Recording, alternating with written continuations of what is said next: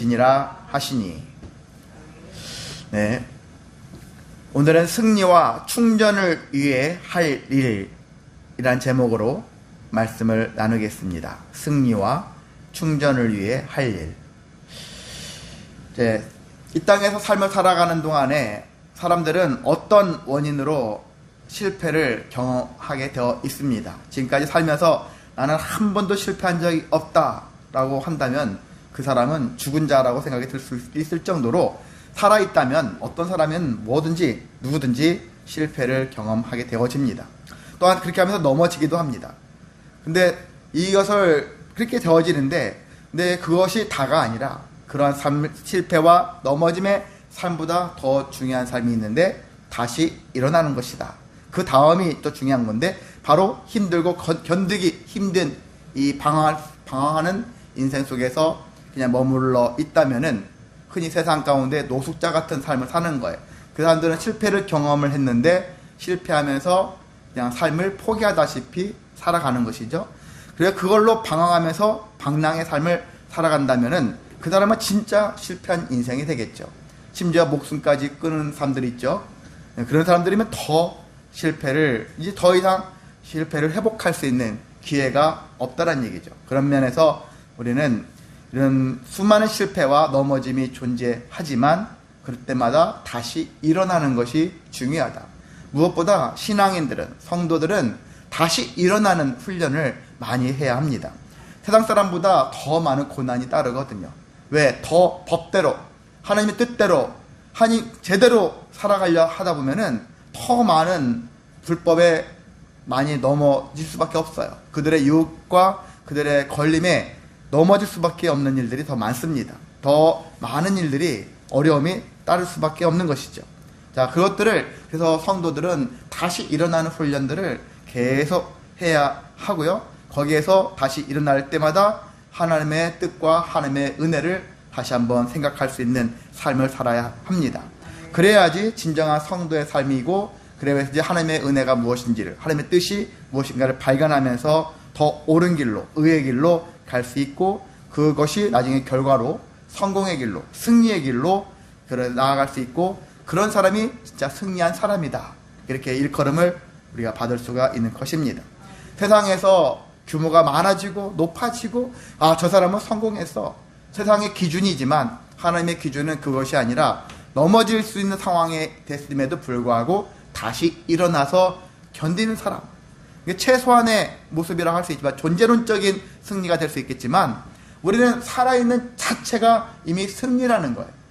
포기하지 않고 순간순간 낙심되지죠. 절망스럽죠. 포기하고 싶죠. 그런 마음들이 계속 유혹될지라도 끝내 포기할, 어떻게 보면 용기가 없는 사람, 그 용기 없는 것도 감사하잖아요. 저도 과거 어릴 적에는 참 많이 삶에 대해서 포기하고 싶은 마음이 진짜 많았는데 정말 죽을 용기가 없어가지고 죽지 못했어요. 근데 그게 얼마나 감사합니까? 용기가 없는.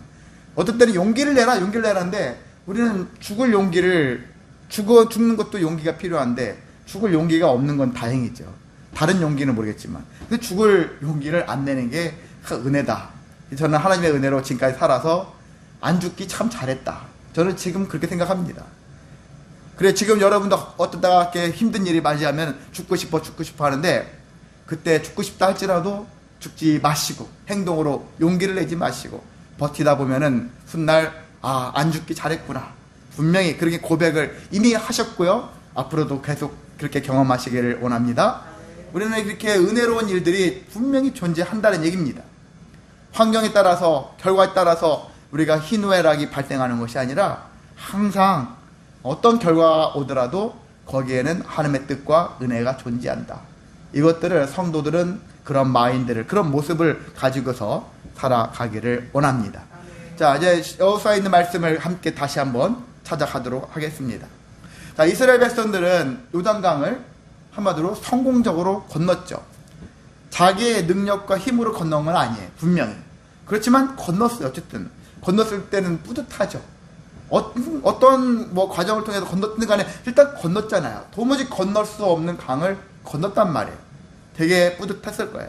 거기다가 또 건너서 첫 번째 맞이한 여리고성, 그들이 자기들의 능력은 아니었지만 하나님 시킨 대로 했지만 어떻게 됐습니까? 그 함락되어졌고 거기서 전리품을 갖게 되어졌고 하나님께 온전히 드려지는 바쳐지는 그런 일들을 했어요. 그러니까 더 뿌듯하는 거야. 어떻든 간에 승리를 한 거죠. 승리하는 가운데 근데 일부는 그렇게 생각하겠죠. 이것은 하나님의 은혜구나. 이렇게 고백한 사람이 있겠지만은 어떤 사람들은 그 은혜를 잊고 우리가 하면 다 되는구나. 하나님을 배제하고 우쭐한 마음이 생길 수가 있어요. 어찌됐든 결과론적으로는 하나님이 역사했다 할지라도 우리가 건넜으니까 했지. 이제 우리가 들어가는 거야. 내가 들어가는 거야. 그런 마음을 가지고 가면서 우쭐한 마음, 교만한 마음이 들어가는 거야. 그래 아니란 마음이 들어가는 거야. 이제 하는 족족 우리는 다 이기겠다 하는 그런 마음이 들었을 거란 얘기죠. 그래서 아이성을 여리고성보다 더 작은 아이성을 공격을 했었을 때 적은 인원 가지고 충분히 이길 수 있습니다. 그런 생각을 가지고 공격했지만 오히려 당했죠. 36명이 전사를 냈죠. 그냥 한 사람이라도 우리 다 가족들이잖아요. 근데 36명이나 죽었다라는 생각해봐요. 아군은 우리 편만 다 죽었다 생각해보세요. 그럼 얼마나 더 참담하겠습니까? 단 한 번의 패배였지만 그 패배는 이스라엘 백성들 모두가 갖는 충격은 너무나도 엄청나다. 제가 지난주에도 말씀드렸잖아요. 야구 경기하는 선수들 있잖아요. 연승하다가 한 번 패하면 10연승 했다가 한 번 패했으면 그냥 그렇지. 한 번 패할 수도 있지. 우리는 그냥 관중 입장에서 그렇게 볼 수 있지만 선수들은 안 그렇다니까요. 패한 지금 제일 마지막에 패한 그 순간부터 다음 경기 할 때까지 엄청 기분이 언짢아요. 안 좋아요. 그런 상태로 이런 것처럼 여기도 전에 아무리 많이 이겼어도 바로 직전의 상태가 뭐였느냐가 사람들은 중요하잖아요. 이 사람들은 패했단 말이에요. 패한 것을 경험하고 나니까 어떻습니까? 단 한 번의 패였지만은 크게 낙심한 거예요. 마음이 녹아내렸다 할 정도로 크게 패했다는, 그래 낙심했다는 얘기입니다. 절망스러웠다는 얘기죠. 근데 그 그들은 절망했지만 분명히 하나님께서는 너희들이 왜 패했는지에 대한 부분들을 얘기를 하셨어요. 근데 그것과 또 성경에서 전체적인 구조를 놓고 봤을 때 큰 뜻에서 한 세 가지 측면에서 이들이 패를 했다라는 거예요. 첫 번째는 교만했다는 얘기죠. 자만했다, 교만했다. 이것쯤이야 하는 그런 마음들. 뭐든지 있잖아요. 자만은 패망의 선봉이라고 할 수 있어요. 교만은. 그러니까 교만과 자만은 나는 내가 하면은 말이야 이렇게 할 수 있을 거야. 이런 마음을 갖는 것 어떤 면에서는 필요하지만 이게 하나님과 동행하는 가운데 그런 마음을 가질 수는 있다 하지만 하나님을 배제하고 이제 하나님 없어도 돼. 내가 혼자 할 거야 하는 식의 그런 마음가짐은 되게 성도로서 갖지 않아야 될 마음이라고 할 수가 있습니다. 두 번째는 이제 직접적인 원인이죠. 한 사람이 누구죠? 아간이라는 사람이 물건을 훔쳤어요. 근데 이 물건은 어떤 물건이었습니까? 하나님께 온전히 바쳐진 물건이라는 거예요. 그냥 일반 전리품이 아닌 거라요. 하나님께 바쳐진 물건 중에서 빼내갔다는 얘기죠. 이것을 하나님께서 더 기뻐하지 않는 거죠. 다른 것도 아니고 그냥 명령으로 야 전리품은 다 불태 없어라 그렇게 했다면 되는데 이것이 아니라 전리품 중에 일부는 하나님께 드려라. 드려진 것이라고 할 수 있는 이 물건을 빼가지는 거죠. 훔쳐갔다는 얘기죠. 그것은 더 하나님 앞에 엄청난 죄를 짓는 것이라고 할 수 있는, 죄 중에 더 가중죄가 되어질 수가 있는 것이죠. 자, 그런 것이 가장 직접적인 원인이었고, 그래서 종합적으로 한다면은 뭐 때문이냐? 결국은 하나님 말씀대로 순종하지 않았기 때문이다. 다 교만한 거, 탐심, 그리고 이런 것들 있잖아요. 다 모든 게 뭡니까? 불순종이에요. 불순종의 결과물이라고 할 수 있습니다. 그래서 성도들에게 강조되는 게 왜 순종하느냐? 어떤 목회자나 어떤 사람에게 순종하라는 의미는 아니에요. 성도들도 잘 구별을 할 줄 알아야죠. 물론 목사님들이 하나님 말씀을 대언하고 하나님 말씀대로 살아가려고 하는 그런 모습을 가지고 있는 분들도 많지만은 때로는 목회자 중에는 자기의 어떤 이익을 위해서 말씀을 그렇게 변형해가지고 자기 의지를 말씀으로 인해가지고 교묘하게 하는 분들도 없지 않아 있을 수 있어요. 솔직히 존재합니다. 그런 것들을 잘 분별할 줄 알아야 돼요. 무조건 맹목적으로 그 어떤 목회자나 이 말씀을 가르치는 자의 뜻을 따르면 안 되는 거예요. 그렇게 하면은 맹신하게 되어지고, 흔히 세상에서 요즘 많이 떠오른 그 단어들 있잖아요. 가스라이팅 당한다고. 그들에 의해서 조종당하는 거예요. 조종당하는 인생. 그것이 나중에 확대되어지면은 그 사람이 교주가 되는 거예요.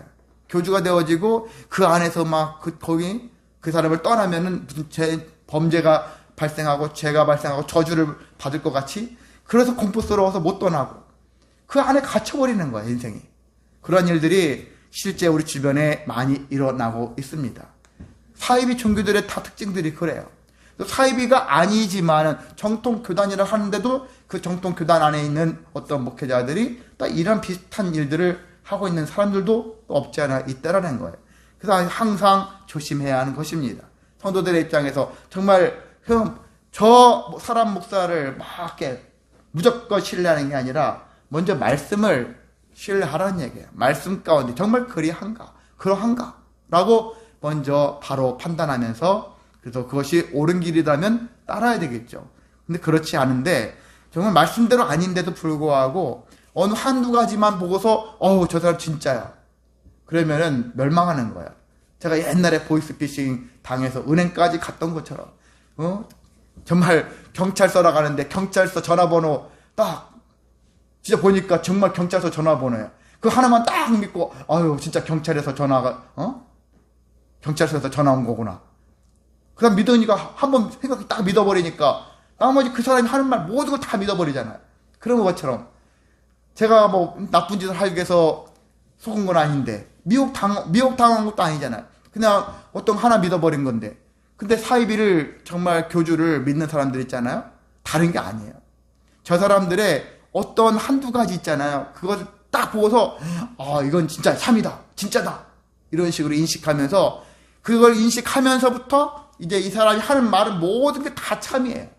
그 다음부터 사람이 희한하게 그렇게 바뀌어집니다.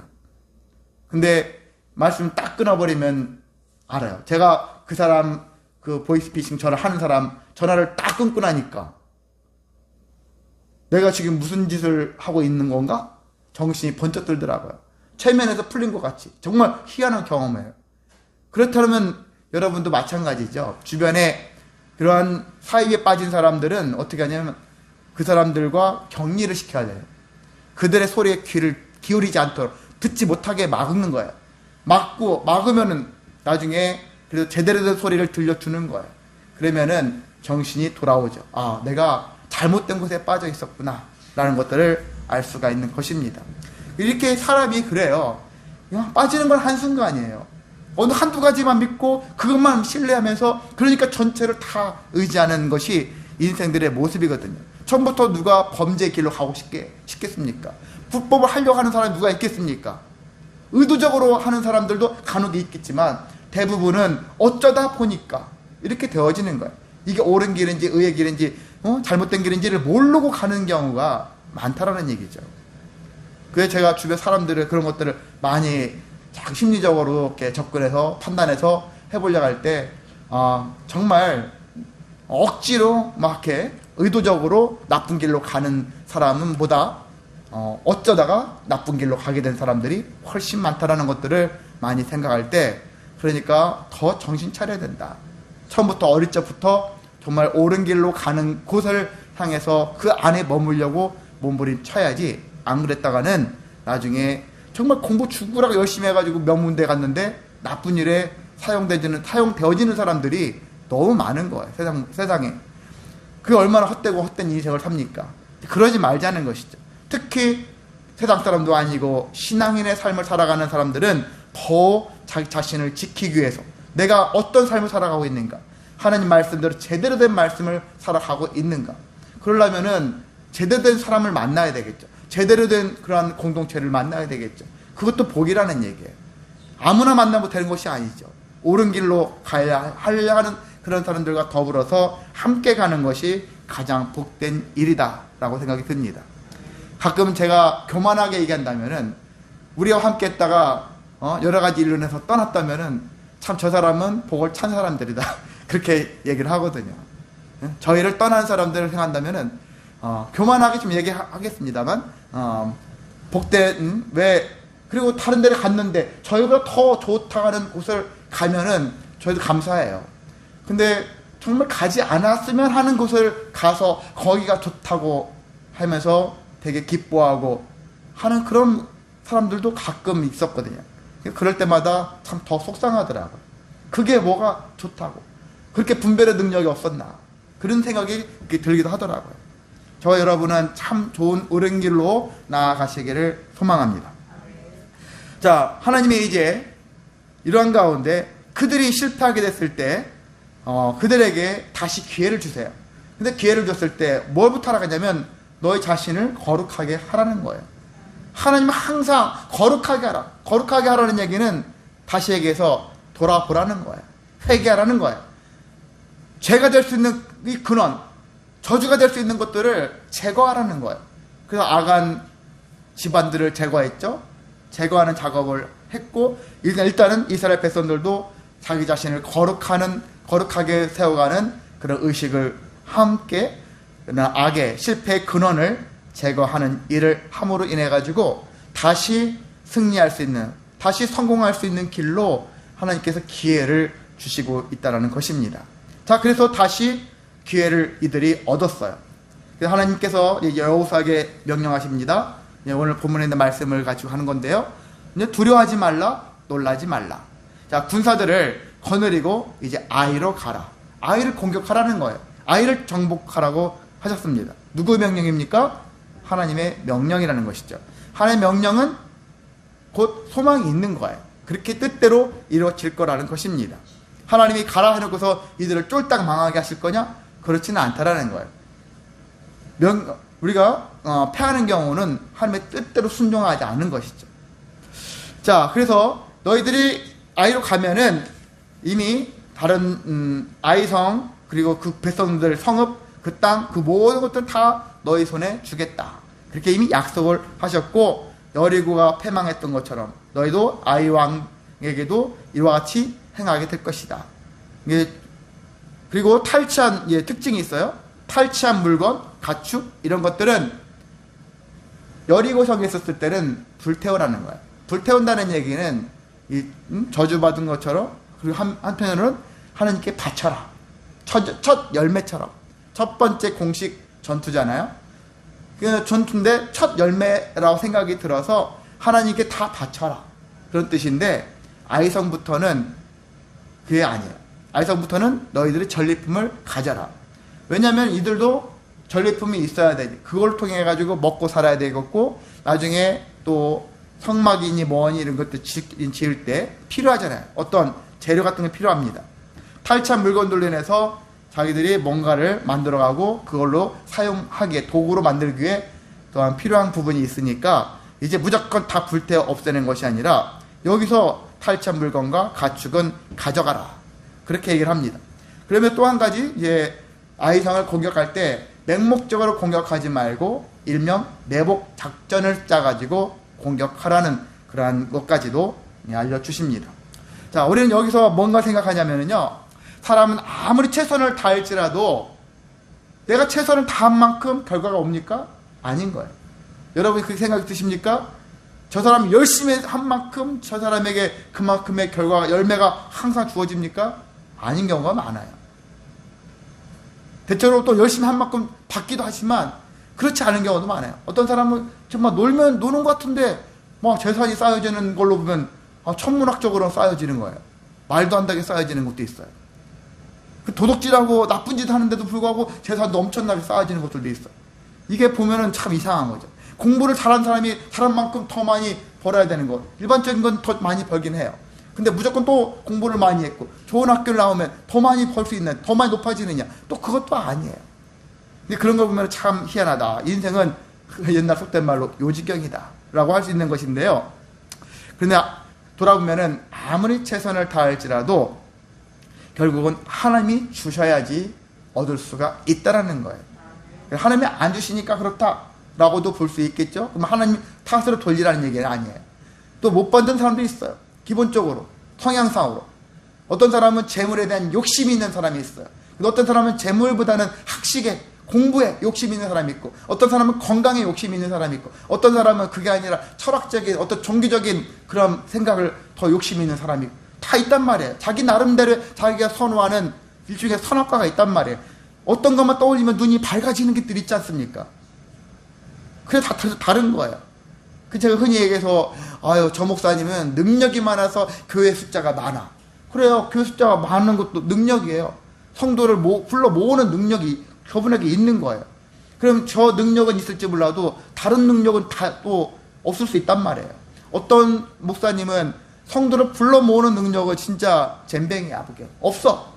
그런데 말씀을 분석하고 말씀에 대한 능력은 좋아. 그 말씀을 해석하는 능력은 뛰어나. 이런 목사님도 존재한다라는 거예요. 모든 목사님 이걸 또 다 주시는 건 아니란 말이죠. 거기에 따라서 교회 규모가 커졌다 작아졌다 작고 이런 차이는 있을 수가 있다는 얘기죠. 그러니까 어떤 면에서 숫자를 저 같은 경우는 숫자 적은 입장에서 숫자 많은 목사님들이 가끔 부러울 수는 있어요. 그 한편으로는 제가 숫자를 막 사모하고 엄청 제게 막 몇백 명, 몇천 명, 몇만 명을 주시옵소서 제가 솔직히 구하지는 않았거든요. 저는 그것보다는 하나님 말씀을 자꾸 연구하기를, 발견하기를, 하나님의 뜻이 무엇인가를 그걸 더 좋아하면서 여기까지 온 게 솔직히 많습니다.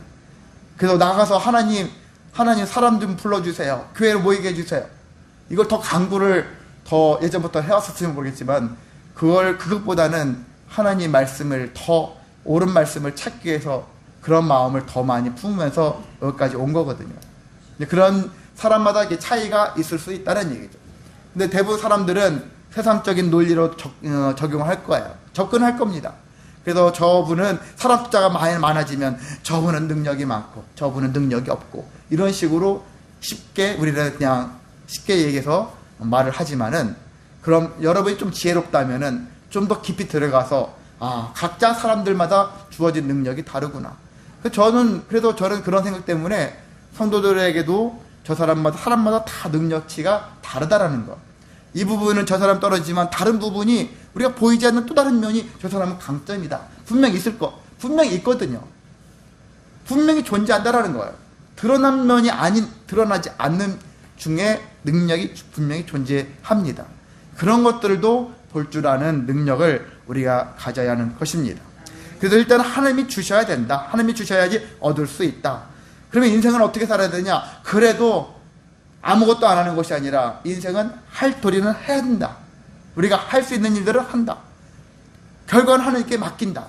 그게 이 성도의 태도라고 할 수가 있습니다. 그리고 앞서 말씀드린 것처럼 여리고는 왜 하나님께 드려진 것 가져가지 못해요. 다 드려진 거기 때문에. 그렇다면은 이후에는 이 아이성부터는 전리품을 가져갈 수 있도록 이것을 통해서 삶 속에서 아니면 하나님께 드려지는 것에 어떤 필요한 물건들을 대용하게 사용되어지기 위해서는 그것을 태우지 않고 가지게 되었다라는 얘기죠. 그래서 이런 걸 생각할 때 우리가 하나님께 드릴 때가 있고 가질 때가 있는 거예요. 이때는 지금 드릴 때인가 가질 때인가 이런 것들.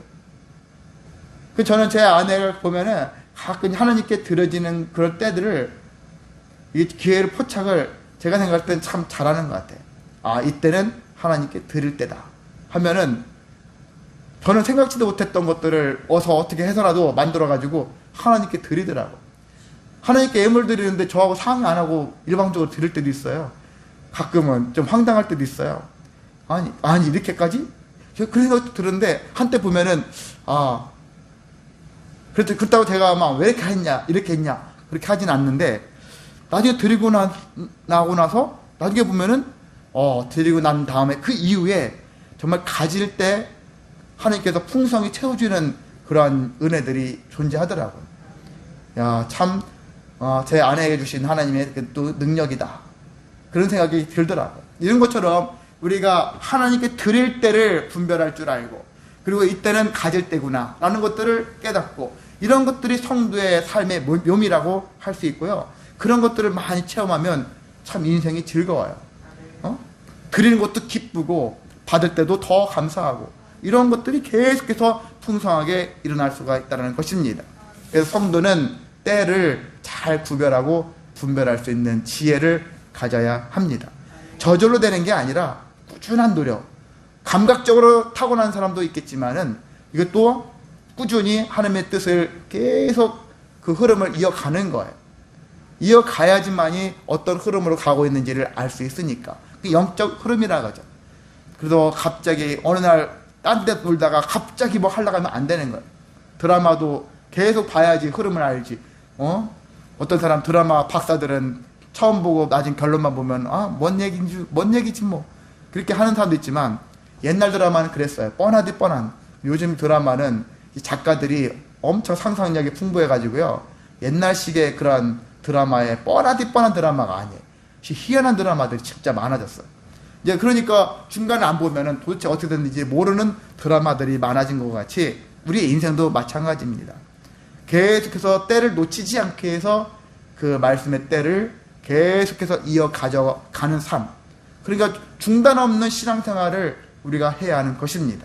하나님의 마음을 계속 놓치지 않는 거예요. 부부간에도 계속 제 아내랑 저랑 아내 얘기 하지 말라고 하는데 자꾸 아내 해도 죄송하지만 같이 운동하고 같이 막 다니고 함께 하면은 계속 얘기하면서 서로의 마음에 어떤 마음 품고 있는지를 알아요. 근데 어느 날 서로 바쁘다 해가지고 그 일 안 하고 각자 바쁘고 하면 어느새 보면은 대화가 안 통해요. 말이 안 통해요. 그게 부부간에도 몇십 년 살아도 그렇게 한두 달 만은 얘기 안 해도 서로가 무슨 생각하고 있는지 모르고 그렇게 살아가는 경우가 우리들의 인생의 모습입니다. 근데 신앙생활은 더 마찬가지죠. 같이 한 입을 덮고 자는 부부도 이런 식의 모습이 생기는데 우리가 하나님과 관계를 한 달간이라도 끊어봐요. 무슨 일이 어떻게 될지 모르는 것이죠. 하나님과 계속 이어가는 삶이 되어주시기를 원합니다. 이제 하나님이 여호수아에게 전술을 지시하십니다. 용사 3만 명을 뽑아가지고 일단 매복을 해야 되니까 너희들은 베델과 아이성 사이에 거기 사이에 매복하는 자들을 매복시키라는 거예요. 왜 베델과 아이 사이에 매복을 시키냐면은 자, 아이와 베델도 베델 족속이 있고요. 아이 족속이 있어요. 이들은 거의 다 인접 지역에 있는 족속들이니까 동맹체들이에요. 다. 가나안 7족속들 그렇게 하지 않습니까? 서로가 동맹체들이란 말이죠. 한쪽이 위험당하면 와서 도와주고 연합해가지고 싸운단 말이죠. 그러니까 그걸 방지하려면은 그 사이에 매복을 시키는 거예요. 양쪽을 이어가지 못하게 하기 위해서 거기에 베델과 아이 족속 그 사이에 매복자들을 숨겨둡니다. 그리고 여호수아는 자기를 따르는 군사들과 더불어서 아이성 앞에서 깔짝깔짝 거리는 거예요. 그러면서 그리고 이제 아이성 입장에서는 자기들은 어떻습니까? 전에 이긴 적이 있잖아요. 저거 찜이야.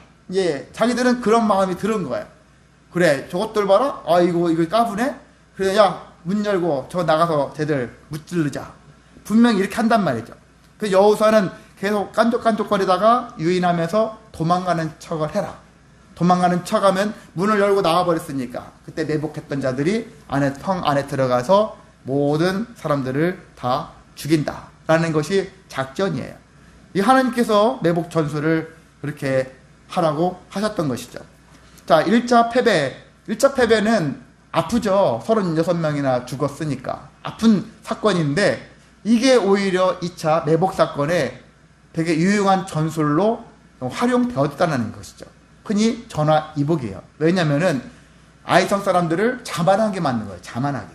자만하게 만든 사건이 된 것이죠. 1차 패하게 된 것이 아이성을 사람들을 자만하게 만들어서 그들이 그냥 안 그랬으면은 아직 모르니까 신중하니까 이거 나갈까 말까 막 고민하고 안 나갈 수도 있고 그럴 건데 한번 이겨봤었으니까 저것도 아무것도 아니네. 우리가 이참에 다 무찔러 버리자. 이런 마음으로 안일한 마음을 품게 했다라는 것이죠.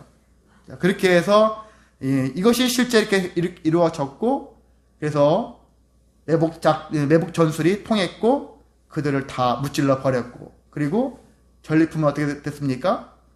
불태워 없은 게 아니라 갖게 되었다는 거예요.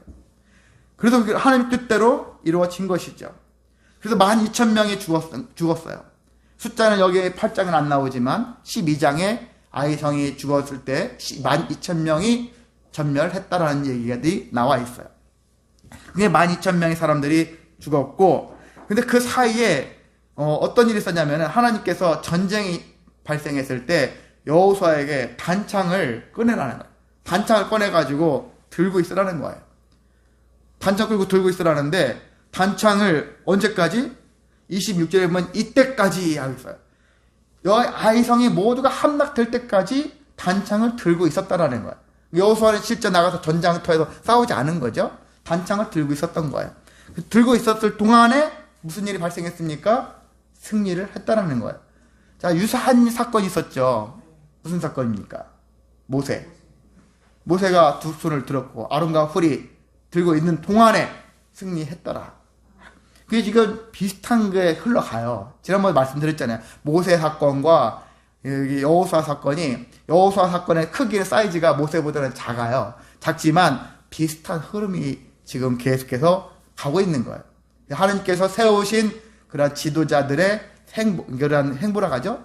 그런 비슷한 행보를 보이고 있다라는 것이죠. 옳은 길로 가고자 하는, 하나님의 뜻대로 하고자 하는 자들에게 나타나는 비슷한 행보들이 있다라는 얘기죠. 그런 면들을 우리가 간접적으로 볼 수 있고, 때론 우리도 삶 속에서 이러한 성경에 있는 인물들의 행보를 우리가 따라갈 수 있단 말이죠.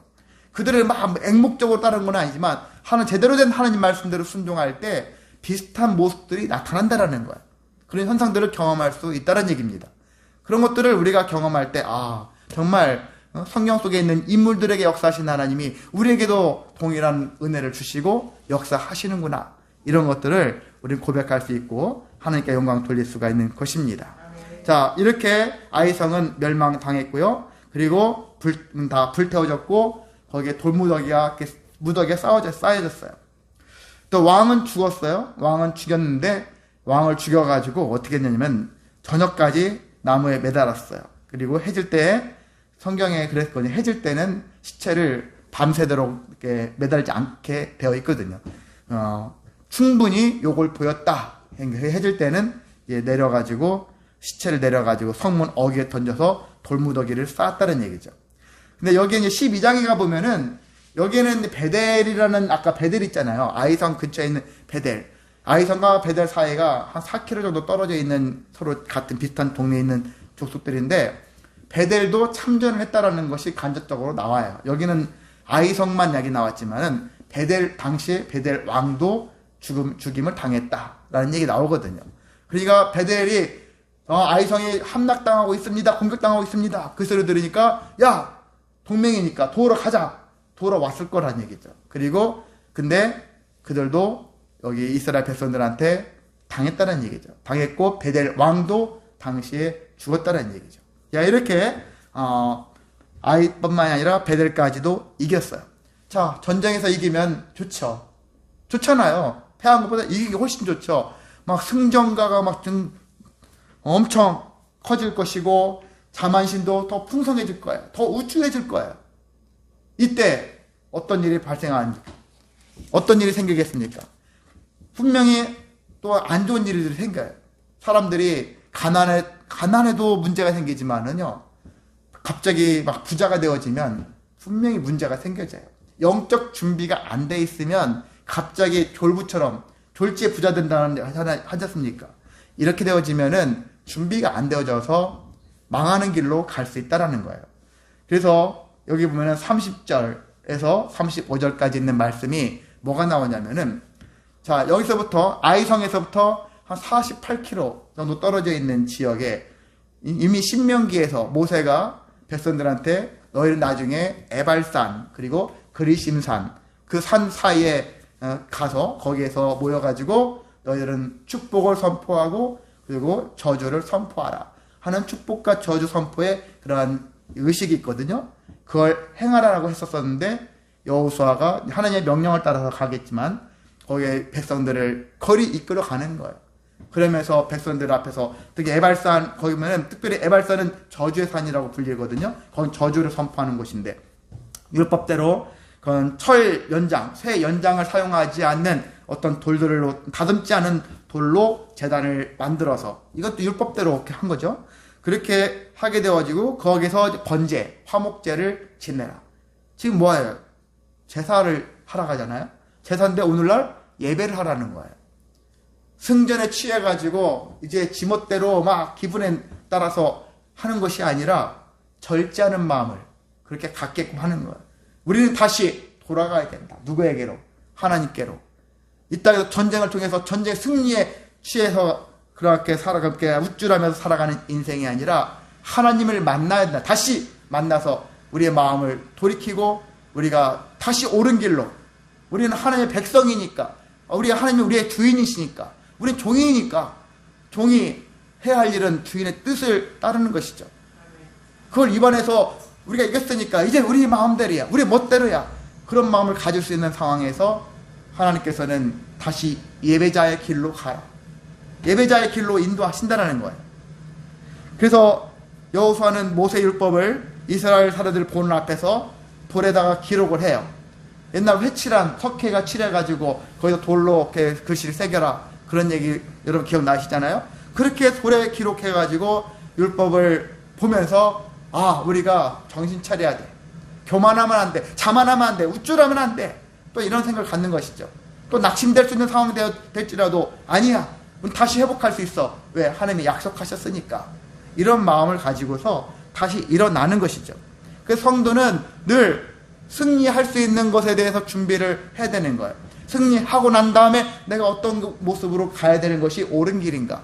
만약 패할지라도 내가 거기서 낙심하고 포기하는 마음이 아니어야 되죠. 다시 일어나기 위해서 무엇을 해야 되는 것인가.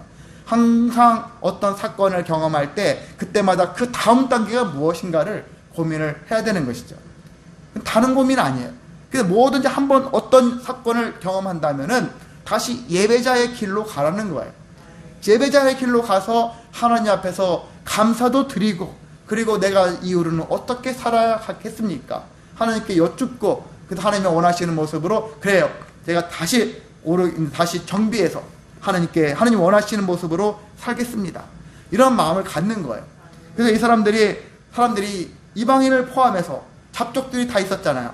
이스라엘 사람도 순수한 사람들 아니, 같이 있는 모든 사람들이 함께 참여한 자리에서 반으로 딱 나뉘고, 그 가운데는 언약궤를 맨 제사장들이 있고 말씀 앞에 서는 거예요. 또 하나님의 임재 앞에 모두가 서가지고 하나님의 명령대로 축복하는, 또한 저주를 선포하는 그러한 의식에 참여하고 있는 것을 알 수가 있습니다.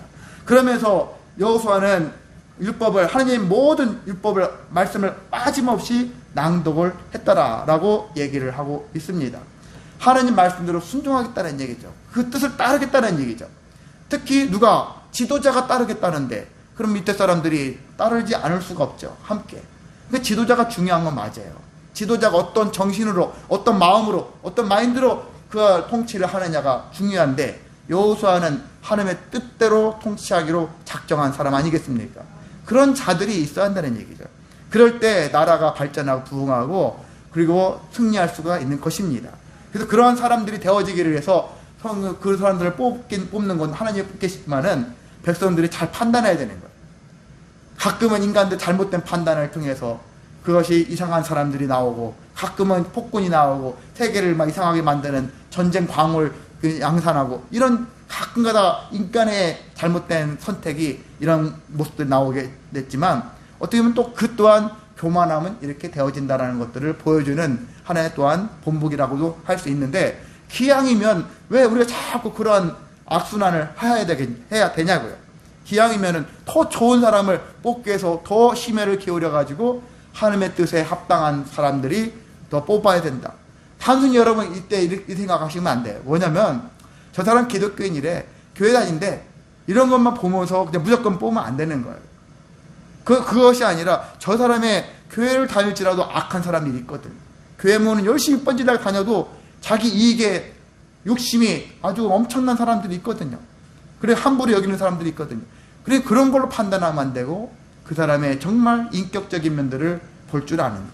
하나님의 말씀대로 순종하여 정말 자기의 그걸 내려놓고 정말 사람들을 제대로 섬기기 위해서 그런 마음 가진 사람들을 볼 줄 알아야 한다는 얘기죠. 단지 저 사람은 기독교인이래, 그것만 보고서 그냥 도장 찍는 이런 것들은 저는 별로 원하지 않아요. 제가 별로 좋게 여기진 않단 말이죠. 그 사람 됨을 보라는 얘기죠.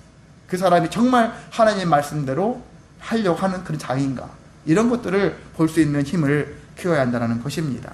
자, 말씀을 마치겠습니다.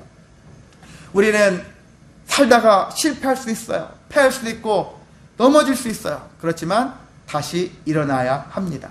그게 성도의 모습이거든요. 그리고 우리는 또한 성공할 수 있어요. 승리할 수 있어요. 지금 거기에 근데 취하면 안 된다라는 거예요.